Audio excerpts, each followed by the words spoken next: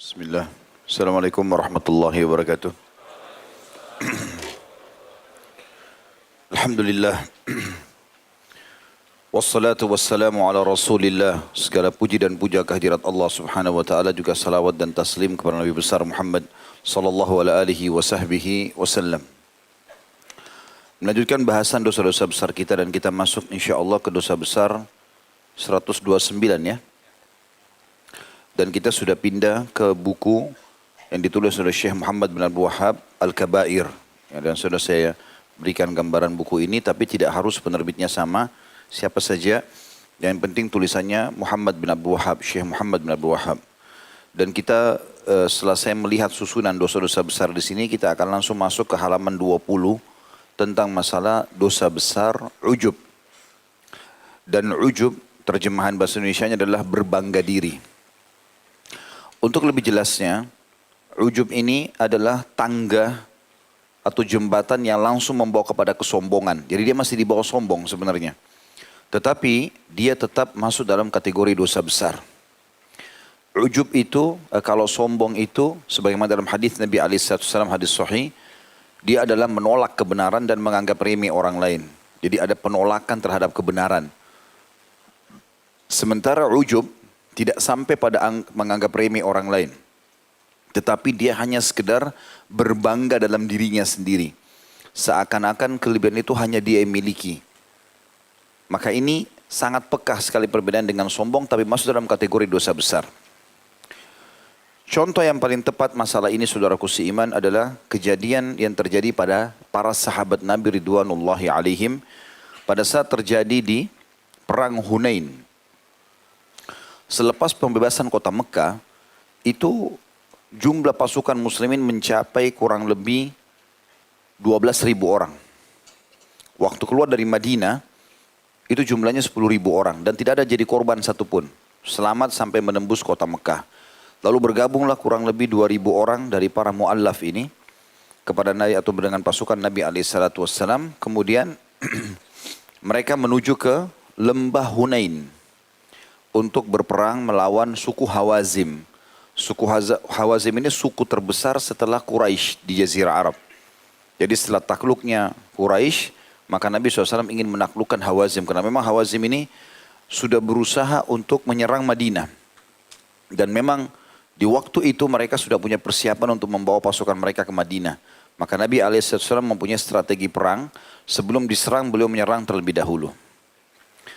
Waktu berkumpul 12.000 pasukan itu, maka ada sebagian sahabat, ya, bahkan dalam sebuah riwayat dikatakan Abu Bakar pun sempat mengucapkan kalimat itu. Mengatakan bahwasanya dengan pasukan sebanyak ini, kita tidak akan dikalahkan hari ini. Enggak ada niat menolak kebenaran, atau misalnya meremehkan orang lain. Dalam arti kata di sini, menganggap mereka tidak akan mungkin dan seterusnya. Tapi hanya sekedar berbangga. Ini saja ternyata sudah dilarang dalam agama Islam. Karena semua ini adalah nikmat dari Allah SWT. Artinya gini, kalau makin besar nikmat Allah pada kita, misal Allah berikan paras wajah atau warna kulit atau postur tubuh atau kekayaan atau harta atau penampilan, apa saja, maka itu dalam Islam harus selalu partner dengan tawadhu, merendah. Dia kapan dipartnerkan dengan selain tawadhu, sedikit saja kita bangga namanya ujub. Kita menganggap remeh orang lain, kibir atau sombong. Ini sudah nggak bisa. Jadi kata kuncinya, setiap kelebihan yang Allah berikan, misalnya kita lihat di kaca, oh wajah kita begini, misalnya punya kelebihan, atau pakaian, atau apa sajalah ya, postur tubuh, warna kulit, rambut, semuanya. Masuk dalam juga harta, ilmu, segala macam. Maka selalu partnerkan itu dengan merendah. Kapan kita sudah mulai berbangga dengan itu, sehingga sampai pada tingkat kita menganggap orang lain tidak mencapai apa yang kita miliki, maka ini sudah masuk dalam bab ujub. Perhatikan Allah sebutkan dalam surah At-Taubah, surah nomor 9 ayat 25. Tentang kejadian para sahabat. A'udzu billahi minasyaitonir rajim. Laqad nasarakumullahu fi mawatin katsiratin wa yawma Hunainin idz a'jabatkum kathratukum falam tugni ankum syai'an wa dhaqat 'alaikumul ardu bima rahubat thumma wallaytum mudbirin. Yang artinya sungguhnya Allah telah menolong kamu hai orang-orang beriman di medan peperangan yang sangat banyak. Di Badr, ya, kemudian di Khandaq atau perang Ahzab, kemudian perang Khaybar, pembebasan kota Mekah. Semuanya Allah berikan kemenangan. Termasuk di Uhud sendiri, di awal diberikan kemenangan, di tengah-tengah dikalahkan, tapi mereka menang lagi di Hamrat Asad. Pada saat pasukan muslimin menyerang dan mengejar kembali Quraisy.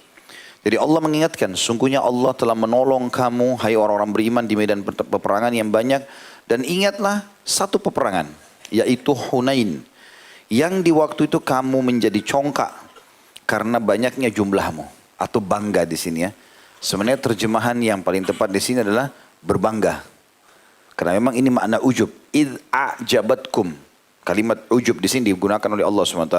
Maka pada saat kalian bangga dengan jumlah kalian yang banyak, maka jumlah yang banyak itu tidak memberi manfaat kepadamu sedikit pun. Dan bumi yang luas terasa sempit olehmu.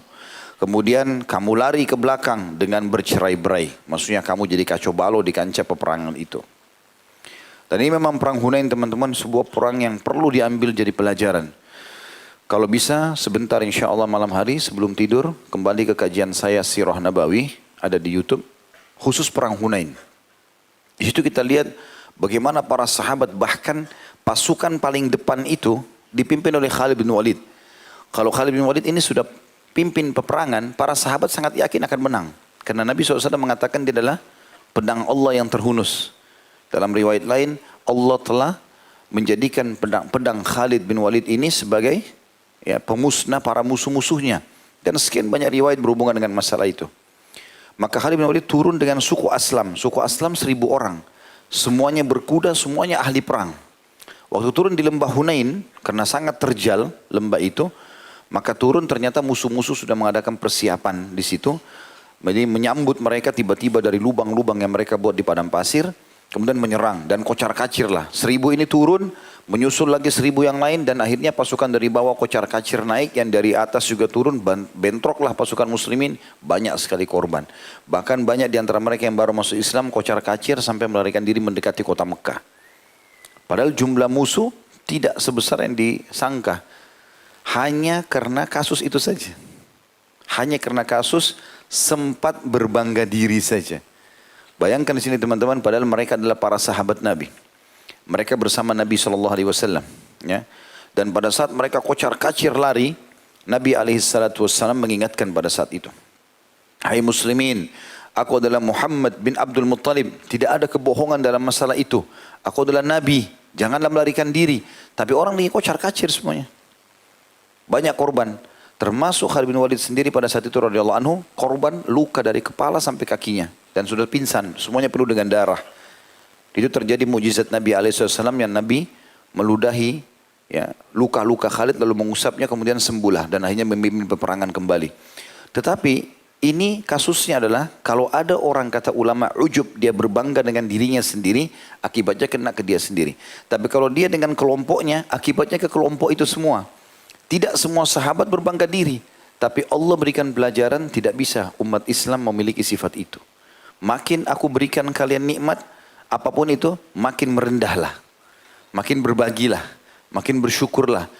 Tidak ada sedikit pun mau mengangkat kepala merasa lebih daripada orang lain. Itu yang dimaksud di sini. Maka semuanya kena. Gitu kan? Semuanya kena di situ. Dan pada saat itu, karena sahabat banyak yang kocar kacir, Nabi SAW kemudian memanggil Abbas, pamannya. Kebetulan Abbas punya suara yang sangat keras. Lalu berkata, hai Abbas, panggillah mereka. Maka Abbas pun memanggil. Hai muslimin, ini adalah Rasulullah Muhammad bin Abdul Muttalib, tidak ada kebohongan. Dipanggillah mereka. Rupanya Nabi SAW melihat, ada yang dengar, ada yang tidak. Ada yang tetap jalan, lari, kocar kacir pasukan. Maka kata Nabi SAW, panggil mereka. Ahlus syajarah. Wahai orang yang membaiat Nabi di bawah pohon. Panggillah mereka. Mereka sudah baik janji setia mana? Maka Abbas memanggil. Pada saat dipanggil ahlu syajarah, maka semua sahabat yang memang mendengar itu kembali.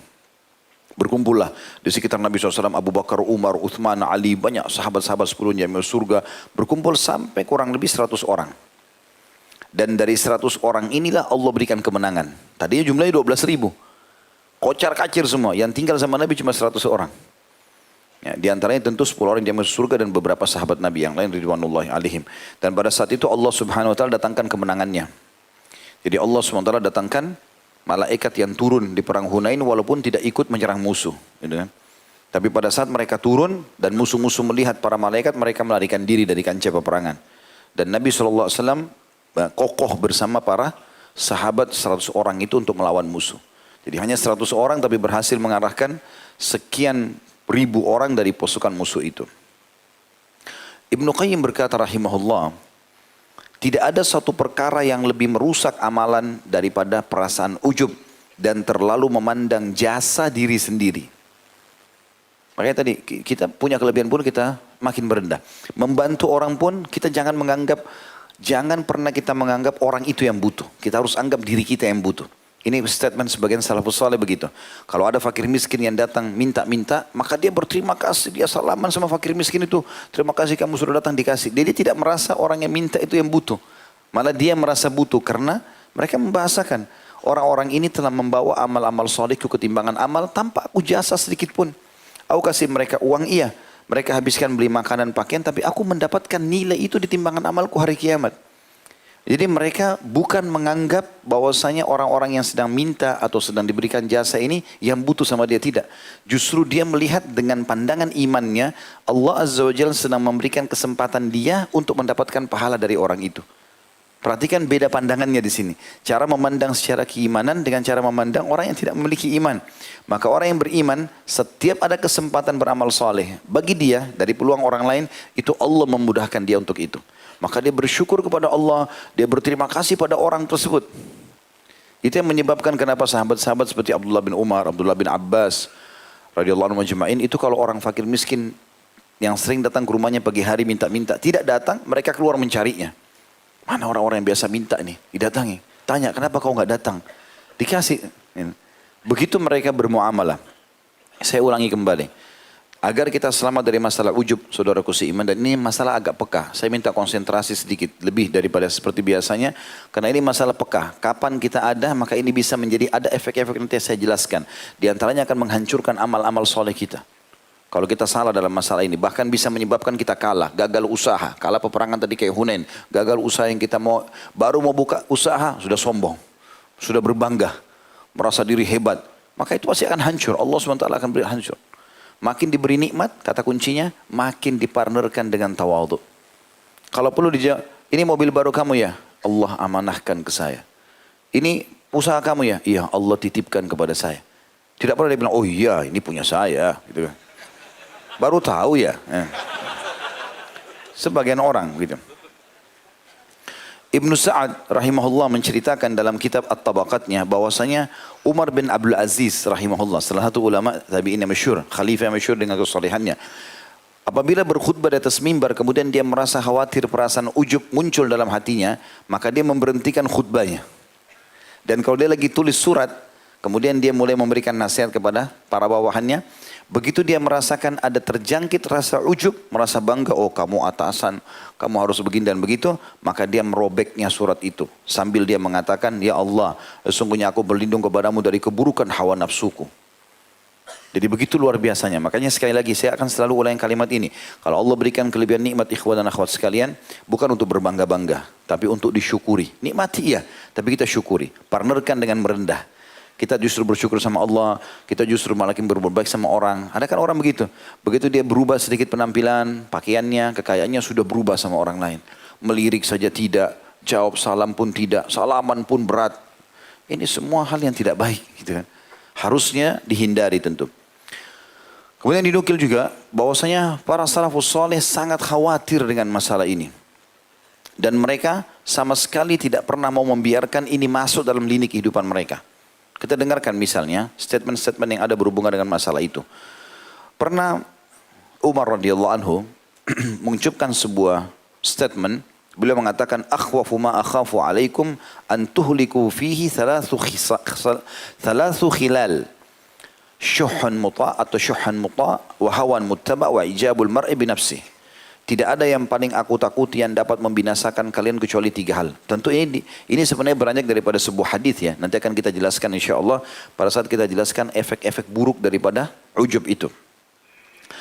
Beliau mengatakan yang pertama kebakhilan yang dituruti. Kapan kita sudah mulai perhitungan untuk dikeluarkan di jalan Allah, itu penyakit jiwa. Lawan. Makin syaitan mengatakan tidak usah keluarkan, tidak usah bantu. Lawan. Justru lawan. Bantu. Keluarkan. Tidak boleh diikuti. Seperti bisikan, tidak usah kamu sholat. Lawan. Tidak usah kamu uduk kalau mau tidur. Lawan. Harus dilawan. Tidak bisa tidak. Kalau tidak berarti buku amal kita kosong dari amal. Kata kuncinya harus dilawan kalau itu. Kemudian yang kedua, hawa nafsu yang diikuti. Asli hawa nafsu yang haram. Karena nafsu bisa saja kepada yang halal. Kalau nafsu yang halal maka boleh dilampiaskan. Tapi kalau yang haram tidak boleh. Ya, perbuatan zina dan seterusnya yang lain-lain ini. Kemudian yang ketiga adalah seseorang yang takjub dengan dirinya sendiri. Mulai dia bangga dengan dirinya. Sekali lagi. Kalau Allah berikan kelebihan apapun teman-teman, partnerkan dengan tawadhu. Makin bersyukur, makin merendah. Bukan malah makin berbangga-bangga. Ya. Kita lihat bagaimana riwayat yang disampaikan oleh Ibn Abdul Bar juga.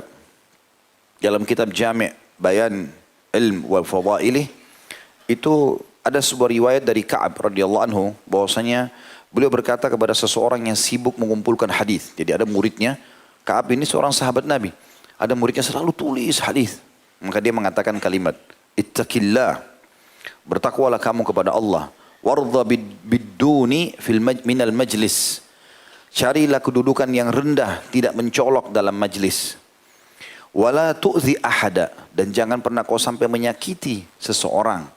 Fa innahu law mala'a ilmuka ma bainas sama'i wal ardi ma'al ujub, ketahuilah kalau kau sudah memiliki ilmu sampai memenuhi langit dan bumi, tapi kau ikutkan dengan ujub, berbangga dengan itu, ma zadakallahu bihi illa safalan wa nuqsana, maka Allah hanya akan memberikan kepadamu kehinaan dan kekurangan.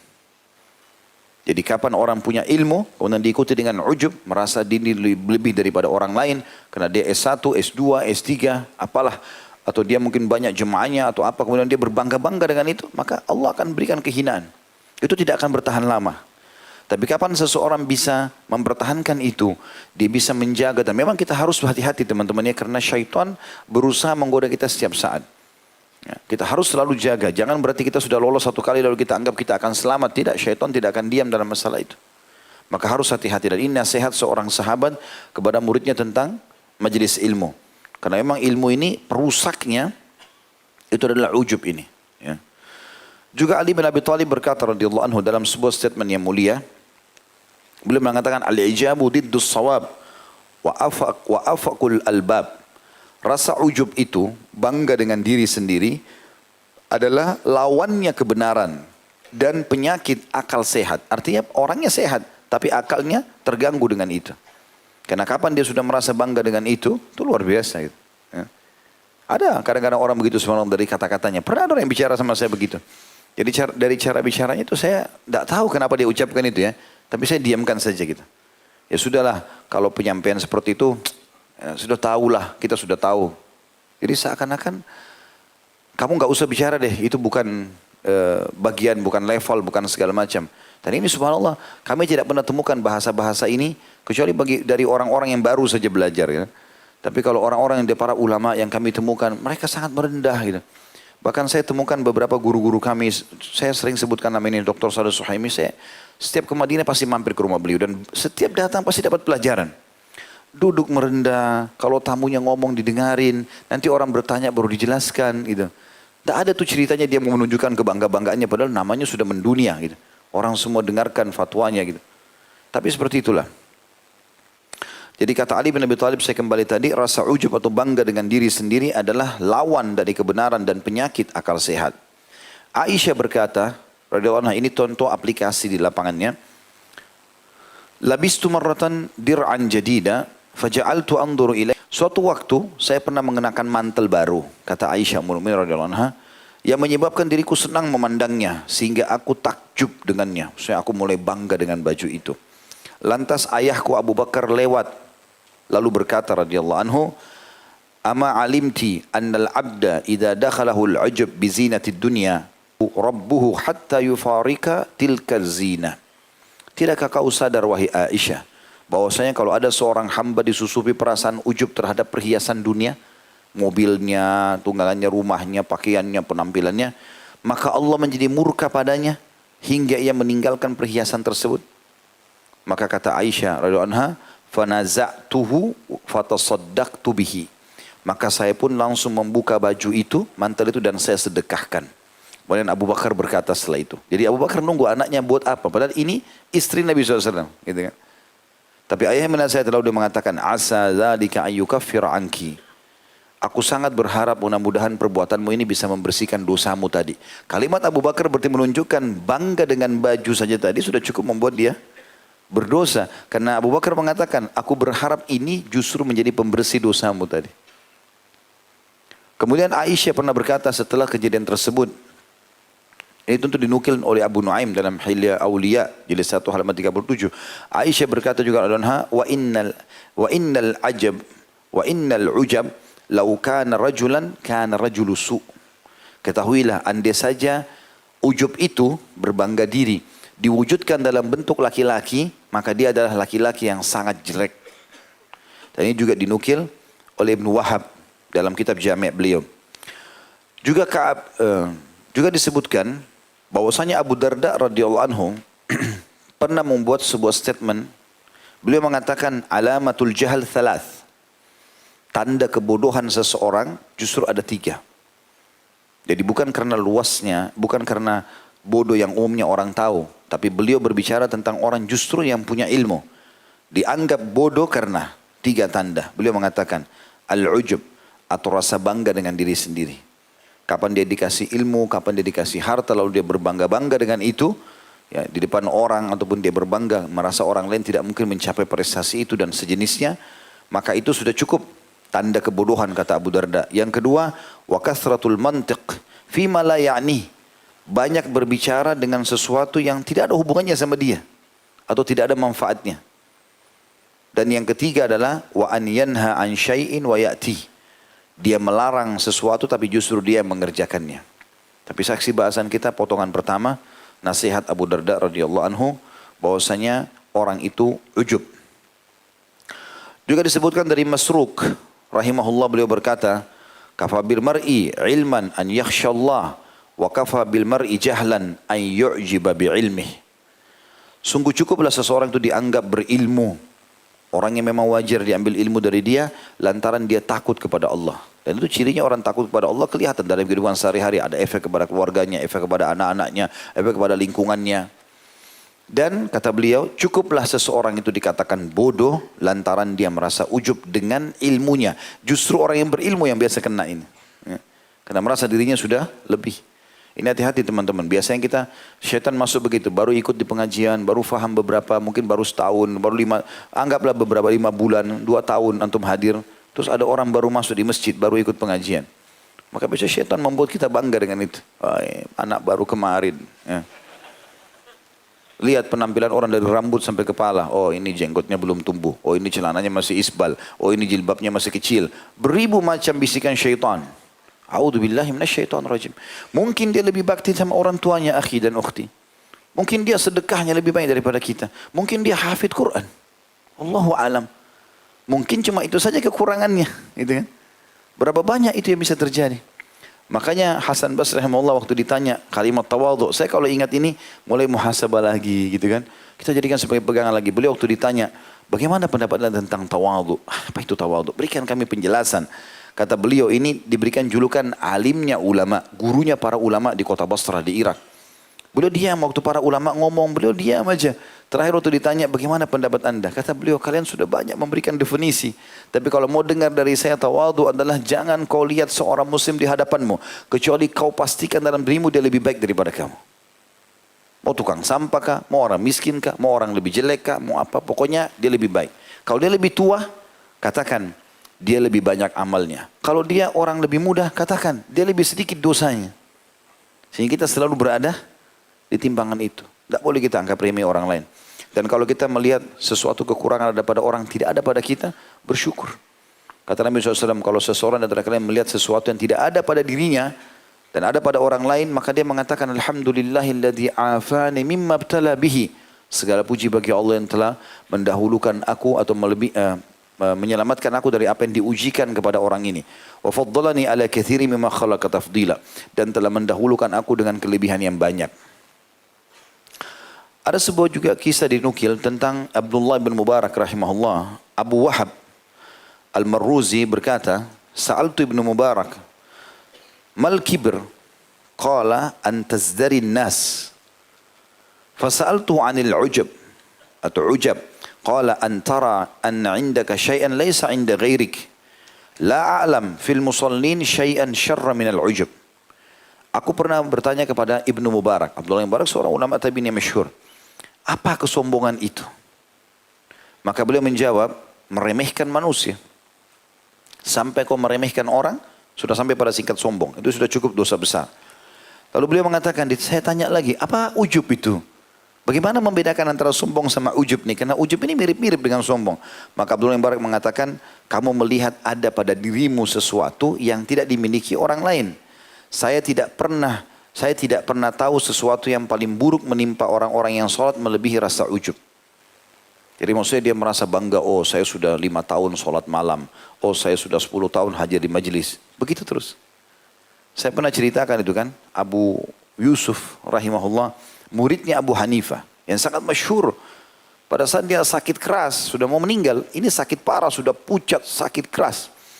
Maka Abu Hanifah bicara sama murid-muridnya yang lain. Sayang ya, Abu Yusuf sudah saya persiapkan untuk menggantikan saya. Karena Abu Hanifah sudah tua.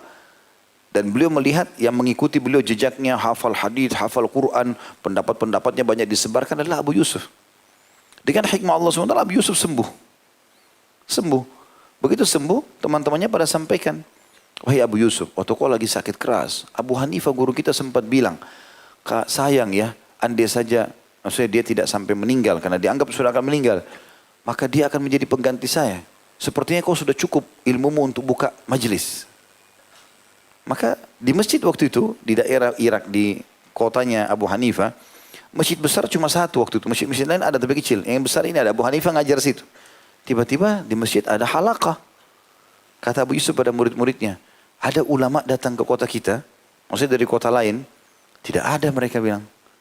Adakah seorang musafir yang memang dia berilmu sehingga buka majelis masjid kita? Gak ada. Terus siapa itu? Kata mereka Abu Yusuf, murid anda. Gitu.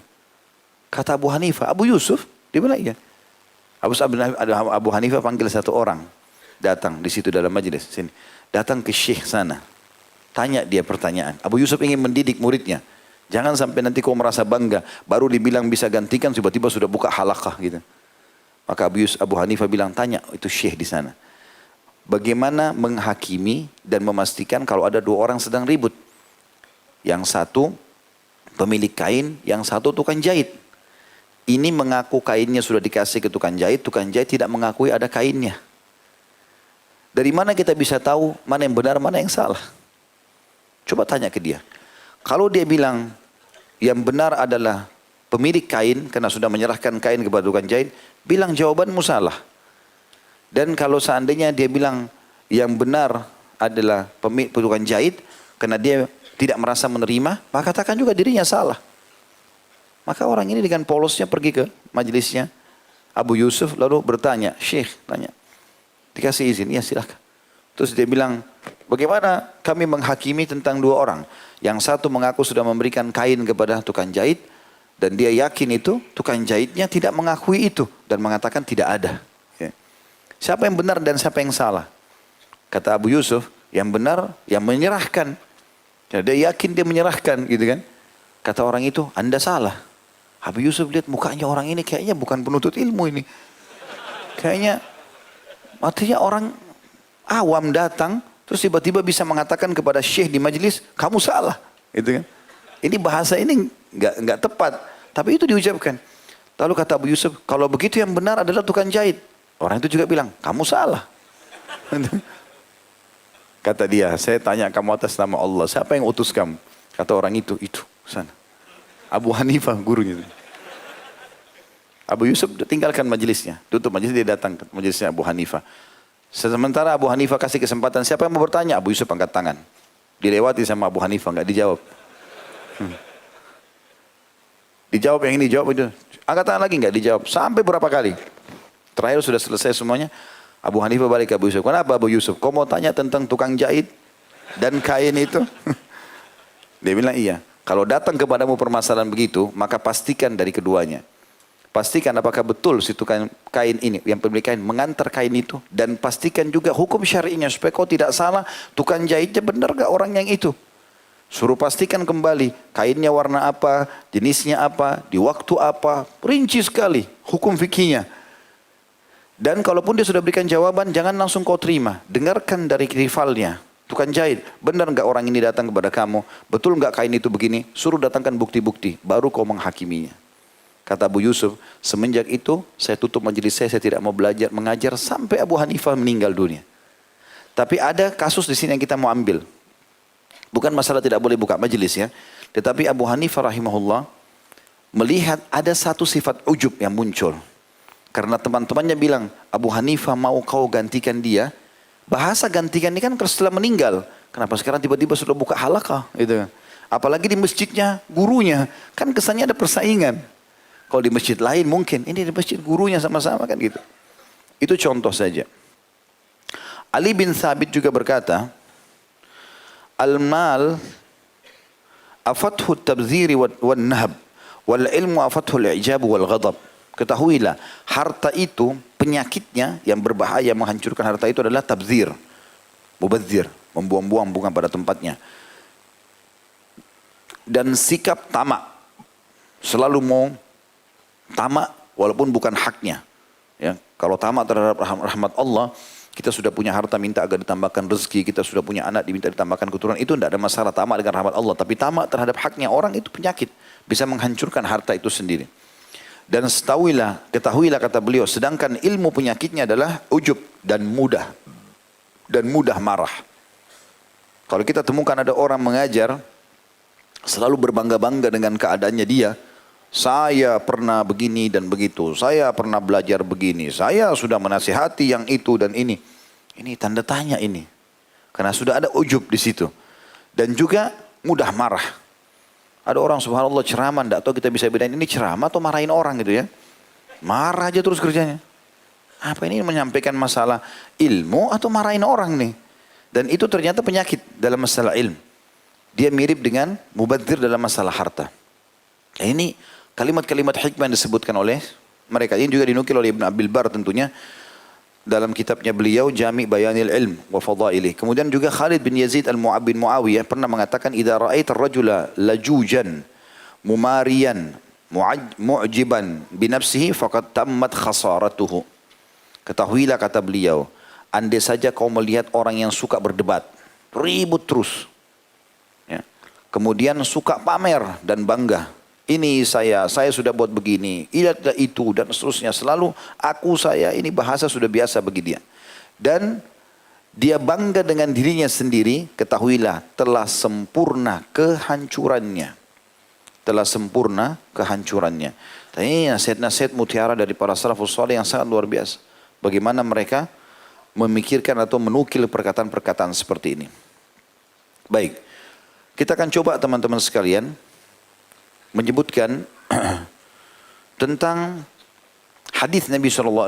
Dan ini kita masuk ke poin sebenarnya bahayanya ujub. Apa sih efeknya kalau kita ada ujub itu, berbangga ya? Yang pertama, akan membatalkan dan menghancurkan amal-amal kita. Dan ini berbahaya, membinasakan. Beranjak daripada hadis Nabi SAW diriwayatkan oleh Abdul Razak dengan sanad hasan. Thalathu muhlikat. Syuhum muta' wa hawa muttaba' wa ijabul mar'i binafsihi. Dan ini tadi sempat disebutkan oleh Umar radhiyallahu anhu, dan saya sudah sampaikan tadi kalau itu adalah dari sebuah hadis, dan hadis ini saya janjikan tadi saya sebutkan. Yang artinya 3 hal yang membawa pada jurang kebinasaan dan kehancuran. Artinya hancur amal-amalnya, ya, binasa hidupnya, ya, hilang kemakmurannya. Tamak lagi kikir. Yang kedua mengikuti hawa nafsu yang selalu mengajak pada kejelekan, dan yang ketiga bangga terhadap diri sendiri. Dan ini yang sudah disebutkan tadi tentang bahayanya ya. Kemudian yang kedua, bisa menyebabkan murka Allah Subhanahu wa taala. Karena itu adalah perbuatan maksiat dan Allah tidak suka. Dan murka Allah datang dalam bentuk hukuman, dan kata ulama salah satu dosa yang bisa langsung mendatangkan hukuman Allah adalah ujub. Sebagaimana kasus terjadi di Hunain tadi. Baru bangga Allah sudah buat kekalahan, gitu kan. Ini sesuai dengan sabda Nabi SAW juga, seseorang yang menyesali dosanya, maka ia menanti rahmat Allah. Kalau orang berdosa lalu dia merasa menyesal, dia minta tobat kepada Allah, ini berarti dia sedang menunggu rahmatnya Allah. Dan tinggal tunggu beberapa saat saja, Allah akan berikan ketentraman jiwa, Allah akan maafkan dosanya, Allah akan berikan ketenangan. Sedangkan seseorang yang merasa ujub, maka ia menanti murka Allah. Kapan sudah ada bangga dalam diri, berarti tinggal tunggu murkanya Allah, sebagaimana orang kalau taubat menunggu rahmatnya Allah. Dan ini hadis diriwayatkan oleh Al-Baihaqi. Yang ketiga, dia bisa terjerumus dalam sikap takabur, karena tadi jembatan ke sombong ya. Dan juga gurur, menganggap remeh orang lain, banyak pintu-pintunya yang dia bisa masuk. Dan ini berbahaya sekali, karena sudah saya bahasakan tadi, setiap kelebihan kita harus pamerkan dengan merendah. Ingat selalu kaidah itu. Setiap kita ada merasa lebih, langsung kita merasa merendah ya. Aisyah tadi demi untuk menjaga itu radhiyallahu anha, beliau langsung membuka bajunya dan langsung dikasih ke orang, disedekahkan. Ya. Begitu juga tadi kita sudah sebutkan nasihat Abu Darda, nasihat Ali bin Abi Thalib ridwanullahi alaihim yang luar biasa. Nabi SAW bersabda, tidak akan masuk surga orang yang dalam hatinya ada seperti biji sawi dari kesombongan. Ya, artinya terbawa dari ujub tadi, maka akhirnya menganggap remeh orang kan gitu. Awalnya cuma bangga saja, tapi lama-lama akan anggap remeh orang. Dia bangga dengan ketampanan, kecantikan, putih kulitnya, rambutnya yang lurus, apalah mulusnya kulit, tingginya badan, jabatan, kekayaan, akhirnya membuat dia mau tidak mau masuk ke pintu nanti kesombongan. Pasti anggap remeh orang udah. Oh, mobil saya lebih bagus daripada mobilnya. Oh, badan saya lebih bagus. Oh, begini dan begitu. Ya. Oleh karena itu teman-teman, kita walaupun Allah berikan harta, berteman juga sama orang miskin.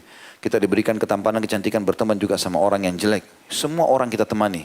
Bukan berarti kita harus berteman sama orang yang sama dengan kita saja semua. Ada orang Masya Allah tampan sekali, tapi teman-temannya semua, siapa saja dia berteman. Orang cantik dia berteman sama semua orang. Itu bagus, sifat tawadhu. Duduk teman-temannya di bawah, dia duduk di bawah semuanya. Sama-sama teman-temannya, walaupun dia adalah orang yang dikenal. Misalnya, pada saat dia lagi santai, segala macam, itu gitu. Ya. Kemudian juga, atau dalam dalilnya adalah sabda Nabi SAW tadi, tidak akan masuk surga orang yang dalam hatinya seperti biji sawi dari kesombongan. Yang keempat, menyebabkan ya, pengumbaran hawa nafsu. Disebutkan dalam sebuah riwayat Al-Bazzar, kata Nabi SAW, seseorang yang mempunyai perasaan ujub akan selalu menilai dirinya baik dan tidak pernah menilai dirinya buruk. Jadi akhirnya dia seperti merasa diri orang lain salah semua dan dia yang benar. Ada biasa begitu orangnya. Pokoknya bagi dia semua orang salah, dia benar sendiri. Kita jelaskan apapun tidak ada yang masuk kepada dia, karena dasarnya gururnya itu ada. Merasa diri lebih hebat dari orang lain. Sehingga kalau diberikan masukan itu tidak pernah terima. Kalau orang yang betul teman-teman dan ilmu itu berbekas pada diri dia, diberikan masukan dia terima. Oh iya, terima kasih. Gitu kan. Ada suatu salah dia perbaiki, iya. Gitu kan. Ada kelebihan yang dia pakai, kalau orang puji pun maka dia biasa saja. Dia tidak langsung menjadikan itu sebagai sebuah kebanggaan khusus. Gitu ya.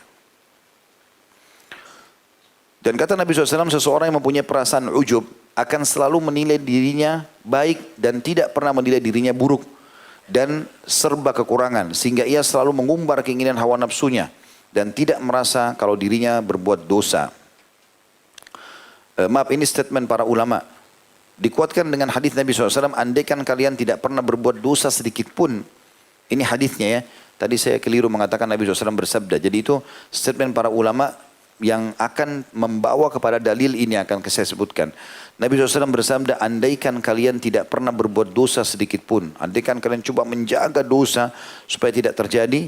Pasti tetap aku khawatir kalau kalian berbuat yang lebih besar daripada dosa yang kalian khawatirkan. Yaitu ujub. Ini sudah cukup membuat dia masuk ke dalam dosa besar. Ya. Karena memang dasarnya ya, dia akan masuk dalam larangan syariat Allah Subhanahu wa ta'ala. Begitu juga ada yang kelima bisa membuat orang benci, ya, manusia benci. Dan itu adalah pelanggaran agama. Syekh Utsaimin rahimahullah mengatakan bahwasanya perbuatan yang paling jelas bisa membinasakan orang adalah ujub itu. Dan dia bagian daripada dosa. Baik, saya akan masuk sekarang teman-teman membaca apa yang ditulis oleh Syekh Muhammad bin Abdul Wahhab. Beliau rahimahullah memulai babnya, bab zikir ujub. atau bab penyebutan tentang masalah merasa besar dalam dirinya. Beliau mengangkat surah ayat pertama Al-Ma'arij ayat 27. A'udzu billahi minasyaitonir rajim walladzina hum min adzabi rabbihim musyfikun. Dan orang-orang yang merasa takut terhadap azab Rabbnya. Maknanya adalah orang-orang yang berusaha jangan sampai amalnya hancur hanya karena berbangga-bangga. Sehingga mereka kena azabnya Allah. Itu makna daripada ayat yang ingin disampaikan oleh Syekh Muhammad rahimahullah. Lalu beliau mengangkat hadis riwayat Ibnu Mas'ud radhiyallahu anhu bahwasanya dia berkata, al-halaku fitnatain, al-kunutu wal-ujbi. Kebinasaan itu pasti akan kena kepada seseorang dari dua hal atau dua pintu. Yang pertama putus asa, yang kedua rasa ujubnya. Dan ini tentu disebutkan dalam kitab Zuhud di halaman 869 ya. Dari Abdullah bin Mas'ud radhiyallahu anhum. Di sini yang dimaksud kebinasaan ada dua, putus asa. Kita sudah pernah bahas salah satu dosa besar yang disebutkan oleh Imam Adz-Dzahabi rahimahullah, putus asa dari rahmat Allah. Contoh putus asa adalah orang merasa dirinya tidak akan sembuh, tidak akan berhasil, tidak akan menikah, tidak akan ini dan itu. Padahal sebenarnya dia sudah tahu rahmat Allah luas. Sehingga dia putus asa, dia nggak mau melangkah lagi. Ini putus asa rahmat Allah, ini masuk dalam dosa besar. Ya. Kemudian putus asa juga masuk dalamnya adalah kalau orang sudah berbuat dosa, dianggap Allah tidak akan ampuni dosanya. Malah dia bisa masuk ke bab sangka buruk dengan Allah. Padahal Allah mengampuni dosa sebanyak apapun. Selama dia masih hidup. Gitu kan? Maka ini putus asa. Ini kebinasaan. Sehingga akhirnya syaitan menunggangi putus asa dia untuk tetap dalam dosa. Toh Allah nggak akan ampuni saya. Toh Allah tidak akan begini dan begitu. Toh saya tidak akan menikah, ya sudah zina saja. Toh saya tidak akan pernah untung. Ya saya mencuri saja. Dan seterusnya. Gitu kan? Kemudian yang kedua rasa ujub, dan ternyata rasa ujub di sini oleh Ibnu Mas'ud radhiyallahu anhu disamakan dengan putus asa ini. Riwayat yang lain Abu Bakrah bahwa menyebutkan radhiyallahu anhu bahwa seseorang disebutkan di sisi Nabi SAW, kemudian seseorang memujinya dengan kebaikan, maka Nabi SAW bersabda, "Waihak qata'ta unuqa sahibik." Raddadahu miraran, thumma qala in kana ahadukum madihan la mahala falyakul ahsibuhu kada wa kada in kana yura annahu kadzalika wa hasibuhu Allah wa la uzakki 'ala Allahi ahad. Rawahu Bukhari wal Muslim. Celakalah engkau. Jadi ternyata ada satu orang dipuji-puji ibadahnya di depan Nabi SAW. Maka Nabi SAW nasihati orang yang memujinya. Nabi mengatakan celaka engkau ini. Kenapa engkau telah memotong leher saudaramu? Maksudnya engkau telah membinasakan temanmu ini. Boleh mengulangi berulang kali. Kemudian beliau bersabda, jika salah seorang dari kalian ingin memuji dan tidak bisa tidak, maka hendaklah katakan, aku mengira dia demikian dan demikian. Jika terlihat bahwa dia demikian, dan Allah lah yang mengetahui keadaannya dan aku tidak mensucikan seseorang pun atas Allah. Jadi kalau kita mau puji orang, terutama dalam masalah ibadah ya, betul-betul kita mau puji dia ada dua syarat ulama bilang. Yang pertama tidak boleh di depan dia. Dia lagi sholat, kamu khusyuk sekali tadi ya. Gitu. Itu nggak boleh. Kamu hebat tadi sedekah ya, bantu orang itu ya. Tadi kamu baca Quran suaramu bagus ya. Ini nggak boleh semua. Ini membinasakan dia. Karena ada riwayat lain pernah sahabat khusyuk sekali sholatnya. Lalu ada yang bilang, ya Rasulullah, saya suka orang ini sholatnya bagus sekali. Kata Nabi SAW, kalau kau perdengarkan pujianmu itu kau telah membinasakannya. Bisa jadi riak setelah itu kan. Gitu. Nah ini yang pertama. Yang kedua adalah, kalau pertama bukan depan dia, yang kedua kalaupun dia mau memuji, maka dia mengatakan, saya mengira orangnya begini dan begitu. Ya. Dan saya tidak memberikan ya, rekomendasi, kecuali yang Allah SWT izinkan. Wala uzaki Allahi ahada gitu.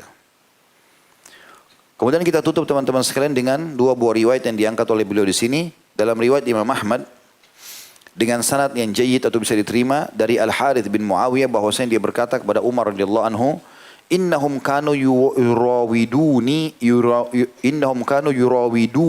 'ala al-qasas faqala akhsha an taqassa fatartafi 'alayhim fi nafsika thumma taqassa fatartafi hatta yukhayyala ilayka annaka fawqahum bimanzilati thurayyah fayadha'aka Allahu azza wa jalla tahta aqdamihim yaumal qiyamati biqadri dhalik.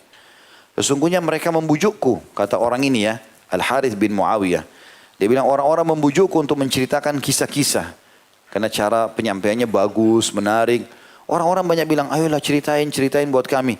Maka Umar berkata kepadanya, aku khawatir engkau kalau berkisah, kemudian dalam jiwamu engkau merasa tinggi dari mereka. Mulailah kau merasa bangga, bahwasanya kau hebat bisa pengaruhi mereka. Terus engkau berkisah lagi, lalu engkau merasa lebih tinggi lagi dari mereka. Sampai dikhayalkan kepadamu oleh syaitan, bahwa kamu di atas mereka seperti kedudukan bintang-bintang Thuriyah. Jadi bintang Thuriyah itu bintang yang dianggap paling tinggi oleh orang-orang Arab dulu. Mereka mengatakan bintang Thuriyah yang jauh dan juga terang. Kemudian Allah merendahkanmu di bawah kaki-kaki mereka pada hari kiamat sesuai dengan hal itu. Ada sini riwayat Ahmad dalam Musnadnya di halaman 112. Yang terakhir adalah riwayat Al-Baihaqi dari Anas radhiyallahu anhu bahwasanya beliau berkata secara marfu, "Lau lam tudhnibu la khiftu 'alaikum ma huwa ashaddu min dzalika al-'ujub." Kata Nabi SAW, seandainya kalian tidak berbuat dosa pun. Ini sudah kita sebutkan dari riwayatnya, diulangi lagi di sini. Sungguh aku mengkhawatirkan atas kalian perkara lebih bahaya daripada dosa-dosa yang kalian takuti. Dari zina, dari riba, segala macam. Yaitu ujub. Jadi ternyata di sini ulama mengatakan yang disebutkan oleh Baihaqi dalam Syu'abul Iman di halaman 7255 dan dihasankan oleh Albani dalam Shahihul Jami' di nomor 5303. Dan ini ulama mengatakan berarti menandakan ujub dosa besar. Karena dosa-dosa yang diancamkan Nabi SAW sini yang kalau kalian tinggalkan dosa besar itu, maka tetap akan ada yang saya khawatirkan. Yaitu setelah kalian mulai beribadah, mulai berilmu, mulai diberikan kelebihan fisik, kelebihan rambut, segala macam, lalu kalian ujub. Ternyata itu dosa setara dengan dosa-dosa besar itu. Jadi ini semoga Allah SWT menjaga kita dari dosa-dosa ini. Dan insya Allah Allah SWT selalu mengikhlaskan niat kita. Dan juga menjadikan kita selalu bertawadhu. Sehingga kita masuk dalam hadis Nabi SAW. Man tawadha lillah rafa'ahullah. Siapa yang merendah karena Allah, Allah akan angkat derajatnya. Subhanakallahumma bihamdika. Asyhadu an la ilaha illa anta astaghfiruka wa atubu ilaik. Wassalamualaikum warahmatullahi wabarakatuh.